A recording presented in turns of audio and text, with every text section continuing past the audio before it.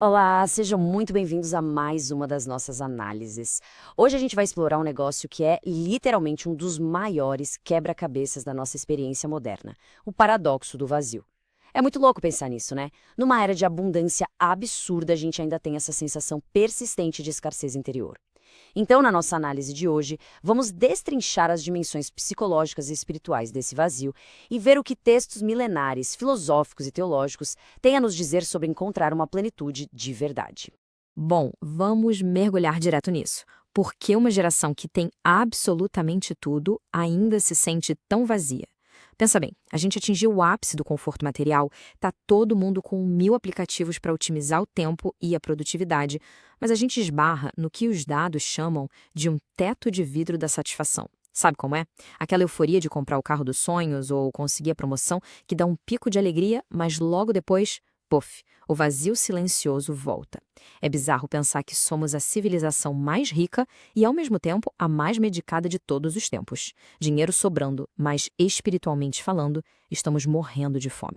Isso nos leva à primeira parte da nossa análise, o paradoxo do vazio e como a gente pode reformular a nossa visão sobre essa crise de satisfação.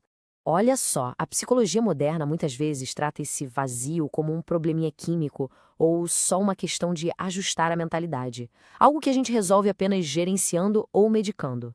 Mas os textos que estamos analisando hoje vão bem mais fundo.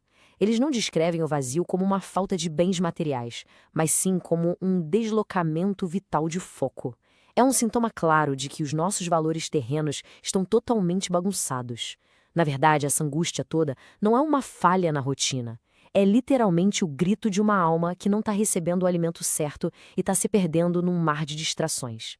O que nos puxa para o nosso próximo ponto: a ilusão da autossuficiência. É aqui que a gente precisa encarar de frente um dos mitos mais nocivos da modernidade.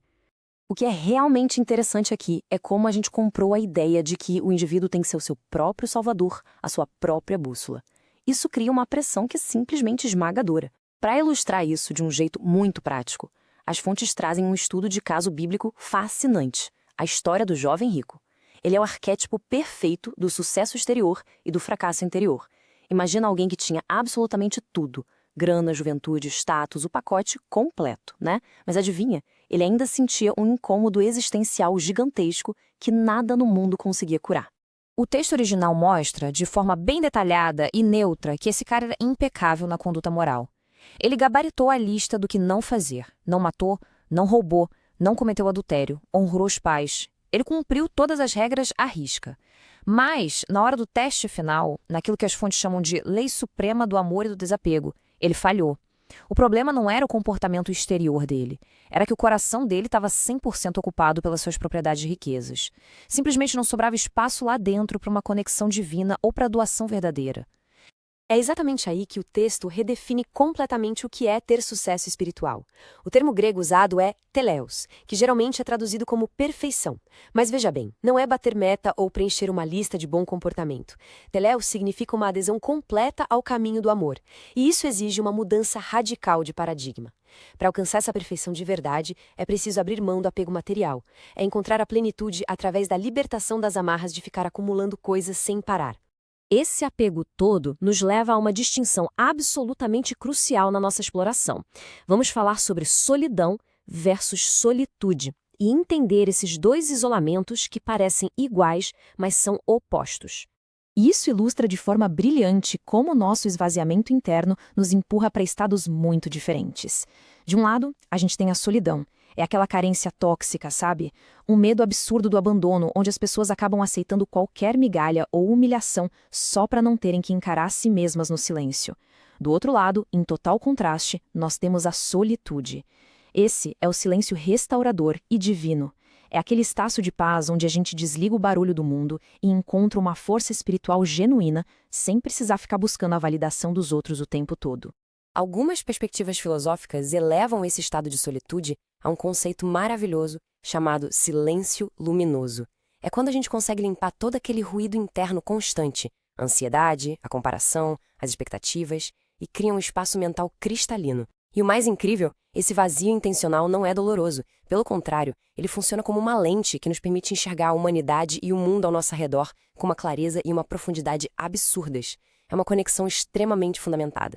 Bom, agora que entendemos a raiz do problema, vamos focar na solução nesta próxima sessão, o fardo mais leve, onde abordamos o tão necessário descanso espiritual. Para curar esse vazio e sair da armadilha do isolamento negativo, as fontes nos trazem uma âncora textual poderosíssima das Escrituras. Vinde a mim, todos os que estáis cansados e sobrecarregados, e eu vos aliviarei. Dá um alívio só de escutar, não é? Isso é uma alternativa direta para aquele fardo pesado e exaustivo das expectativas da sociedade, dessa cobrança incansável por performance. É basicamente um convite para soltar as bagagens e encontrar um descanso real para mentes e almas que operam no limite do estresse. Então, vamos avançar e ver como isso se constrói na prática. Voltando rapidinho para o caso do jovem rico. O texto traz um roteiro literal para alcançar esse desapego em 4 verbos de ação super diretos. Primeiro, vai. Tira a pessoa da inércia, exige movimento e mudança. Segundo, vende. Quebra a corrente da obsessão material. Terceiro, dá. É a doação para quem precisa sem esperar o troco. E quarto, segue. Porque, olha só, o desapego sozinho não resolve. Ele precisa ser seguido por um novo caminho de propósito para gerar verdadeira riqueza espiritual. E esse novo caminho nos apresenta o mecanismo definitivo de realização na seção Conectividade e a Videira. As fontes usam uma metáfora teológica fantástica que desmonta de vez aquela ilusão de autossuficiência de que falamos lá no começo. A premissa é bem clara. Eu sou a videira, vós sois os ramos. Um ramo que é cortado da árvore não sobrevive na base do pensamento positivo ou da força de vontade isolada. Não tem como. A vitalidade depende totalmente de se manter conectado à fonte originária. Se a conexão é cortada, o resultado é aridez. Se a conectividade é mantida, os frutos aparecem. Chegamos então ao clímax da nossa exploração, transbordar para preencher, que é onde a gente vira a chave sobre como resolver a nossa lacuna existencial. O ponto crucial aqui é este contraste absurdo entre 2 modos de vida. A cultura moderna, infelizmente, quase nos obriga a sermos poços estagnados. O foco é 100% acumular. Dinheiro, atenção, afeto, tudo para si mesmo. E o resultado prático disso?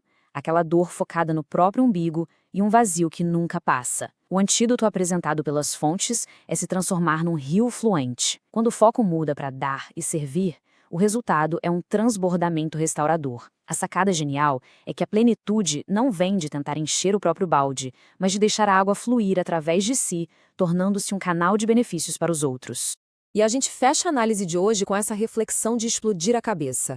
Será que estamos gastando toda a nossa energia exaustivamente, tentando nos preencher? Ou será que temos a coragem de nos esvaziarmos para de fato alcançar a plenitude? É um choque de realidade tremendo. O esforço insano de suprir as próprias carências muitas vezes só aprofunda o abismo interior. A resposta surpreendente, enraizada numa sabedoria milenar, é que o caminho para a satisfação verdadeira exige um movimento exatamente oposto: o autodesapego, a solitude e a doação. Fica aqui o nosso muito obrigado por acompanhar essa exploração com a gente. Esperamos que essas percepções rendam ótimas reflexões. Um grande abraço e até a próxima.